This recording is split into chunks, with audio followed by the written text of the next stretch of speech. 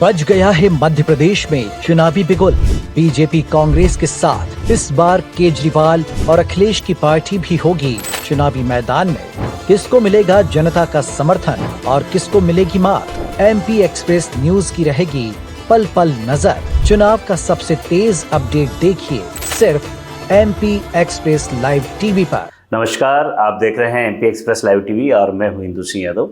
हमारे साथ में आज ऐसे शख्सियत है जिन्होंने कांग्रेस को सुसनेर विधानसभा क्षेत्र नहीं बल्कि पूरे आगर मालवा जिले में काफ़ी मजबूती की और 2 बार के विधायक रहे श्री वल्लभ भाई अंबोजिया जी आज हमारे साथ में हैं। हम इनसे जानना चाहेंगे कि मध्य प्रदेश में कांग्रेस किन किन मुद्दों को लेकर बीच में जनता के बीच में जा रही है और कितने सीटें कांग्रेस को मिलने जाएगी। धन्यवाद इंदु सिंह जी कि आपने मुझे इस योग्य समझा। आपने जो प्रश्न पूछा तो कांग्रेस जिन मुद्दों को लेकर के विधानसभा चुनाव में जा रही है वो मुद्दे वास्तव में आज के आवश्यक है। किसान का मुद्दा हो, आम जनता का मुद्दा हो, मुद्दे वास्तव में बहुत अच्छे हैं। आप भी जानते हैं सबसे बड़ा मुद्दा तो किसान कर्ज माफी का है, दूसरा मुद्दा गेहूं का समर्थन मूल्य का है, तीसरा महत्वपूर्ण मुद्दा जो है नारी सम्मान योजना का जो है, जो लाडली बहना के सामने कांग्रेस लाई है। तो ये सबसे महत्वपूर्ण मुद्दे हैं, उनको लेकर कांग्रेस जा रही है। और निश्चित रूप से आज की तारीख में और आज के वातावरण हम पूरी तरह से आशान्वित है कि कांग्रेस लगभग पूर्ण बहुमत की ओर जाएगी। बात की जाए तो पहले कहा जाता था कि कांग्रेस की टक्कर बीजेपी के संगठन से होती है। आज ये कहें कि जब से कमलनाथ जी बने हैं और ये चुनाव 2018 का चुनाव, हाँ, इस बार कांग्रेस काफ़ी मजबूत दिखाई दे रही है या कमज़ोर दिखाई दे रही है, क्या लगता है? ये पहले की तुलना में कांग्रेस संगठन मजबूत है। पहले कांग्रेस में ब्लॉक लेवल तक ही पर्याप्त गठन नहीं होता था। अब ब्लॉक लेवल के साथ साथ मंडलम स्तर पे, सेक्टर स्तर पे, बूथ स्तर पे भी कांग्रेस पार्टी ने अपना संगठन का विस्तार किया है और मजबूती के साथ कांग्रेस पार्टी को तैयार किया है। जिस तरीके से कांग्रेस आज मजबूत दिखे दे, आने वाली पीढ़ी के लिए भी एक अच्छा संकेत है कि कांग्रेस जिस तरीके से उनकी रीति नीति क्या है, कांग्रेस किस नीति के आधार पर आगे बढ़ती है, भाजपा की सोच क्या है, इनकी विचारधारा क्या है, ये क्या अंतर है दोनों के अंदर?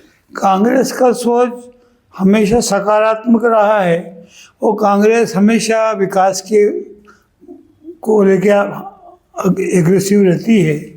और भारतीय जनता पार्टी के सोच तो विभाजन का जो रहता है धर्म के आधार पर, जाति के आधार पे। तो कांग्रेस पार्टी का आने वाले कल में अगर इसी प्रकार से कांग्रेस पार्टी का संगठन मजबूत रहा तो निरंतर कांग्रेस पार्टी मजबूती की ओर आगे बढ़ेगी। एक टिकट को लेकर एक बयान आ गए थे कमलनाथ जी के, कपड़ा फाड़। उसको बीजेपी कहीं ना कहीं, जो बीजेपी के नेता है वो हर चुनावी सभा में एक बार तो कहीं ना कहीं उस पर यह कहें कि निशाना साध लेते हैं कांग्रेस की, आपस में कपड़ा फाड़ रहे हैं, ये फाड़ रहे हैं। आप तो दिग्विजय सिंह जी के काफ़ी नज़दीक हैं, कांग्रेस का काफ़ी अनुभव है, क्या लगता है ऐसे बयानों से क्या संदेश? नहीं, वो तो क्या कमलनाथ जी का मजाकिया बयान था। वो टिकट के लिए जब ज़्यादा उनके ऊपर प्रेशर पड़ा और लोगों ने दबाव बनाया कि मेरे को टिकट नहीं दिया, मेरे को टिकट नहीं दिया। मामला वो गुना जिले का था।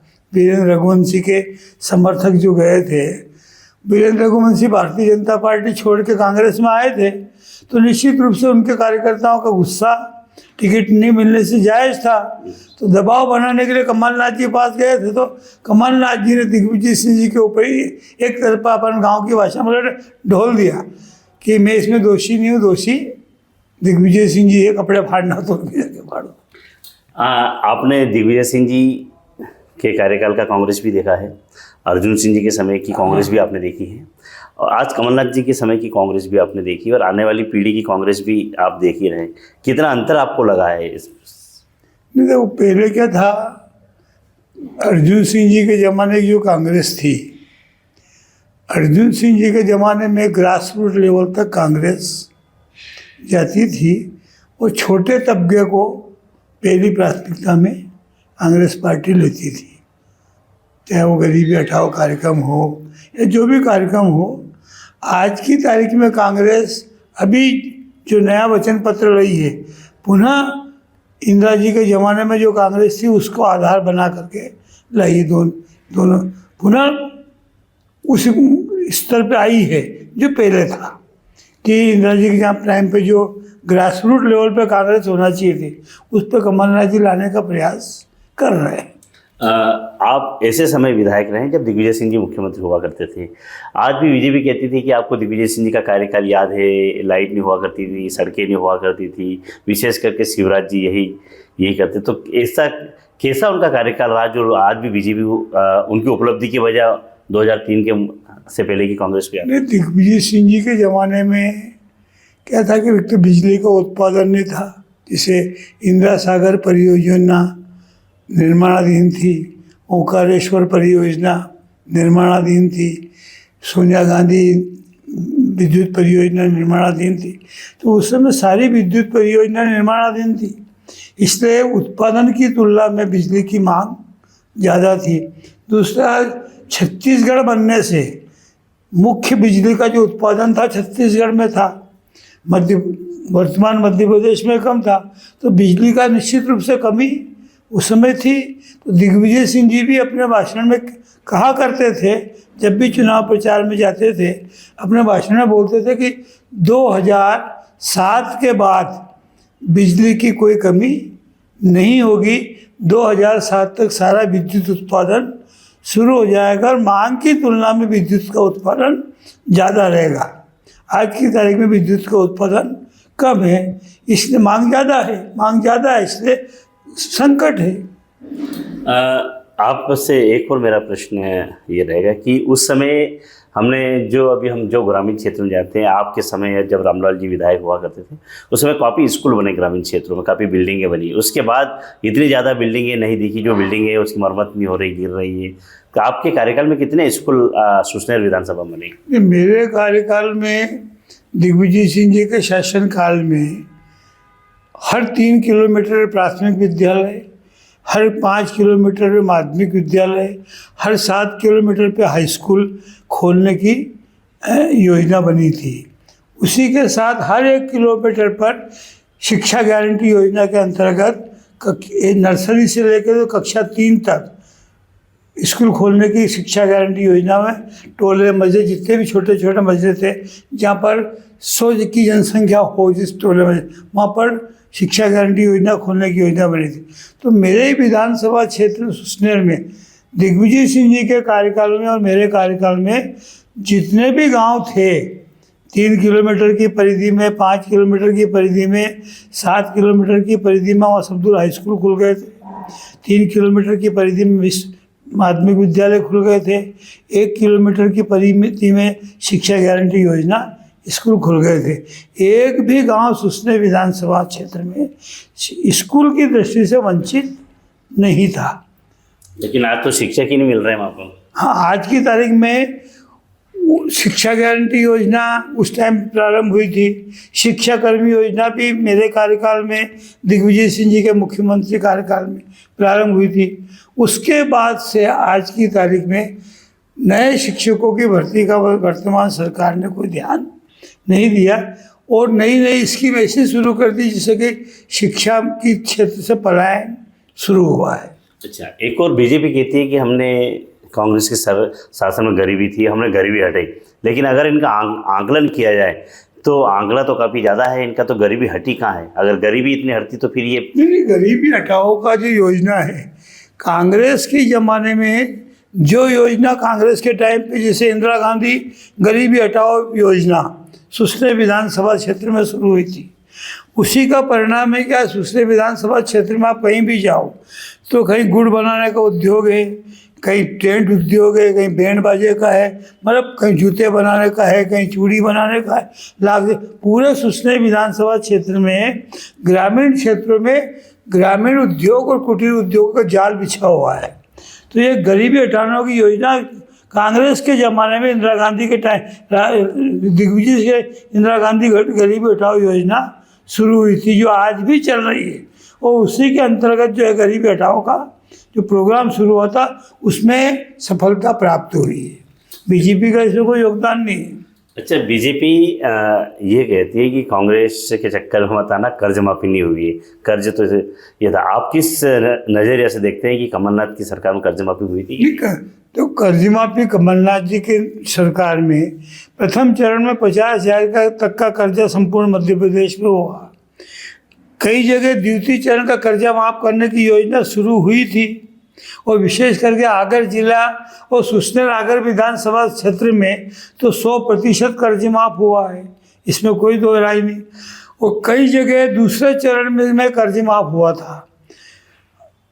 पूर्ण कर्ज माफ होता इसके पहले कमलनाथ जी की सरकार गिर गई, तो पूर्ण कर्जा माफ इसलिए नहीं हुआ कि उनकी सरकार, कमलनाथ जी की सरकार ही नहीं बची। अगर होती तो 3 साल के अंदर पूर्ण कर्ज माफ होता। अभी हम जब लोगों से चर्चा करते हैं विधायक जी, तो एक चीज़ आती है कि हम वोट दे तो दे किसको।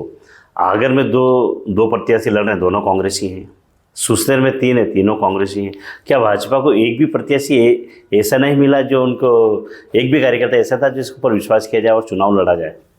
नहीं, प्रत्याशी बने कांग्रेस से आया हुआ हो, लेकिन मूल रूप से तो बीजेपी के चुनाव चिन्ह पे चुनाव लड़ रहे हैं। उन्होंने बीजेपी की सदस्यता ग्रहण करी और 5 साल पीछे आगर से मधु गहलोत ने 5 साल पहले बीजेपी की सदस्यता ग्रहण करी। विधि विधान से बीजेपी का वो सदस्य बना, तो वो तो बीजेपी का ही कहलाएगा ना। यहाँ तक सवाल है कि यूँ देखा जाए कि पूर्व में कई कांग्रेसी ऐसे हैं जो आज बीजेपी के नेता हैं और कई बीजेपी के ऐसे हैं जो कांग्रेस के नेता थे। तो जैसे समय के हिसाब से डल जाते हैं। समय के भाई कांग्रेस के जिस पार्टी की सदस्यता ग्रहण करता है उस पार्टी का हो जाता है। तो ये तो नहीं कह सकते कि उसको पहले कुछ भी हो। आज की तारीख में तो वो जिस पार्टी उसी पार्टी का है ना। अच्छा, यहाँ से सुसनेर विधानसभा की अगर बात करें, इस बार, पिछली बार तो निर्दलीय को मौका दिया गया था, इस बार जीत को लेकर कांग्रेस कितना दावा कर सकती है? जीत के लिए मेरा जहाँ तक अनुभव है, कांग्रेस पार्टी और मैं पूर्ण रूप से आश्वस्त है। आज की तारीख में हम चुनाव जीत रहे हैं। निर्दलीय जो प्रत्याशी जीतू पाटीदार, क्या लगता है कितना मजबूत कैंडिडेट है? नहीं, निर्दलीय प्रत्याशी क्या है, सामाजिक दृष्टिकोण को आधार बना के चुनाव लड़ रहा है। लेकिन मैं कांग्रेस पार्टी से विधायक रहा हूँ 10 साल। कांग्रेस पार्टी ने 4 बार मुझे टिकट दिया है। तो हमारी कांग्रेस पार्टी की जो लो महिला इंदिरा गांधी है, उनका तो नारा ये था, न जात पर न पात पर, इंदिरा जी की बात पर मोहर लगेगी हाथ पर। तो जीतू पाटीदार कांग्रेस का जो पाटीदार समाज का कार्यकर्ता है वो कांग्रेस के साथ है। बीजेपी का जो कार्यकर्ता है पाटीदार समाज का है वो बीजेपी के साथ है। जीतू पाटीदार के साथ मैं समझता हूँ जाति के आधार पर कोई पाटीदार समाज का आदमी नहीं है।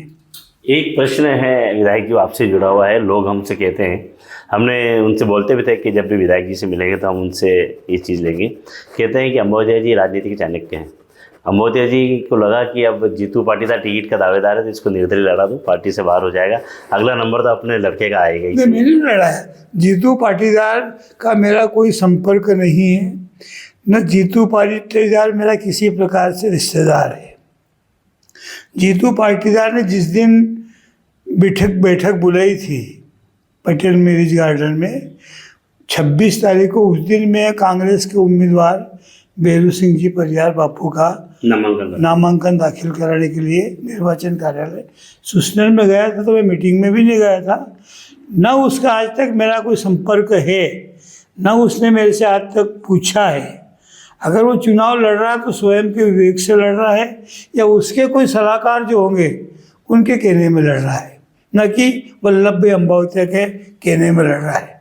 और जहाँ तक सवाल है कि ये सोच अगर किसी लोगों का कहना है तो क्या है कि 5 साल में इतना परिवर्तन हो जाता है। किसी ने सोचा था कि राजस्थान से बेरू सिंह बापू आके सुसनेर से चुनाव लड़ेगा, तो अगले 2028 में क्या होगा, 2026 में परिसीमन होना है, 26 के बाद महिला आरक्षण बिल लागू होना है। हो सकता है आरक्षण में सुसनेर महिला हो जाए तो तो वल्लभ भाई हम बहुत क्या अपने लड़के घर से लड़ाएगा, एक सोचने की बात है। वैसे आपने बहुत अच्छी जानकारी दी है। ये 2026 में होएगा, महिला आरक्षण होना है आरक्षण विधानसभा होना में। है ना, और ये विधानसभा का परिसमन 2026। और महिला आरक्षण तो 8 में होना है, चुनाव 8 में होना, विधानसभा चुनाव 2008 में होना है, 2026 में परिसीमन होना है। परिसीमन में सुसनेर विधानसभा क्षेत्र में घटता है कि बढ़ता है, कि सुसनेर विधानसभा क्षेत्र की वर्तमान जो स्थिति है यही रहती है कि परिवर्तित होती है, और उसके बाद विधानसभा के चुनाव होंगे तब महिला आरक्षण लागू होगा। और महिला आरक्षण में हो सकता है सुसनेर विधानसभा अगर महिला हो जाए तो बहुत शानदार भविष्यवाणी है आपकी। हाँ, ये तो भाई महिला भाई आरक्षण में कुछ भी हो सकता है। तो ये थे हमारे साथ में पूर्व विधायक आदरणीय वल्लभ भंभोतिया जी, जिन्होंने बेदागी से अपने हर चीज़ का ये कहें कि प्रश्न का उत्तर दिया, और एक मजबूत लीडर के साथ में एक राजनीतिक ये कहें कि एक चाणक्य नेता के रूप में इनकी पहचान भी है। आप देखते रहिए MP express live TV Hindu Singh Yadav के साथ।